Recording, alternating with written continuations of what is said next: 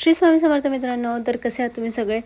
स्वागत आहे तुमच्या आजच्या व्लॉगमध्ये. तर आज आपण आहोत सोमनाथ येथे आणि आमचा आहे दिवस 3रा. तर इथे आम्ही गिरनार झालेलं, त्याच्यानंतर द्वारका फिरून आलेलो आणि इथे आज सोमनाथला आहे. तर हॉटेलपासून जवळच मंदिर होतं आणि आम्हाला आजची ट्रेन देखील होती, म्हणूनच आम्ही सकाळी लवकरच जाऊन दर्शन घेतलं. आणि हे तर आहे आमचं चहाचं सकाळी सकाळी एनर्जी ड्रिंक. त्याच्यानंतर सगळ्यांनी आम्ही चहा घेऊन मंदिराकडे कूच केली. इथे बघू शकता ॲक्च्युली जे डेकोरेशन केलं होतं, जे सोमनाथ मंदिराला 1000 वर्ष पूर्ण झालेली, आणि ते सगळं असं डेकोरेशन होतं, खूपच छान वाटत होतं, अप्रतिम असं हे होतं. रात्री पण आम्ही तुम्हाला कालच्या व्लॉगमध्ये दाखवलंच होतं. तर असे सगळे आम्ही निघालो होतो मंदिराकडे दर्शन घेण्यासाठी. ॲक्च्युली कोणत्याही मंदिरामध्ये फोन अलाउड्स नाही आहेत, त्याच्यामुळे एकदम आतले जे हे आहेत ते आपल्याला काढता येत नाही. तर इथे इतकं छान सनरायझिंग होत होतं आणि शिवलिंग असं हे छान असं दिसत होतं, खूपच भारी वाटत होतं. तुम्ही बघू शकता सोमनाथ पण असं दूर दूरपर्यंतचा जो समुद्रकिनारा आहे आणि त्यात हे मंदिर वसलेलं आहे आणि खूपच भारी वाटत होतं.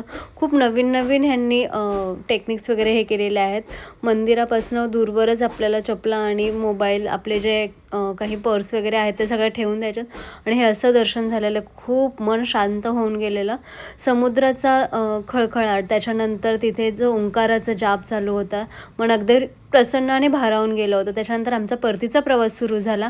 इथे आम्ही आमच्या बॅगा वगैरे ठेवून घेतल्या आणि त्याच्यानंतर जे आहे आमचं शेवटच्या दिवसाला असं हृदयाने अंतःकरणातून असं बाय बोलत होतं, पण असं अंतःकरण भरून आलं होतं. आणि ते बघू शकता की हा गुजरातचा वेरावळ इथला सुंदर असं मच्छीमारांचा जो हे आहे, सगळे बंदर असं भरलेलं होतं, कारण की सगळं काम जे आहे स्टॉप होतं. पण खूपच छान वाटत होतं जे पण बघितलं. त्याच्यानंतर वेरावलमध्ये परत एकदा फोटो सेशन केलं आणि आमचा हा जो आहे प्रवास संपलेला होता.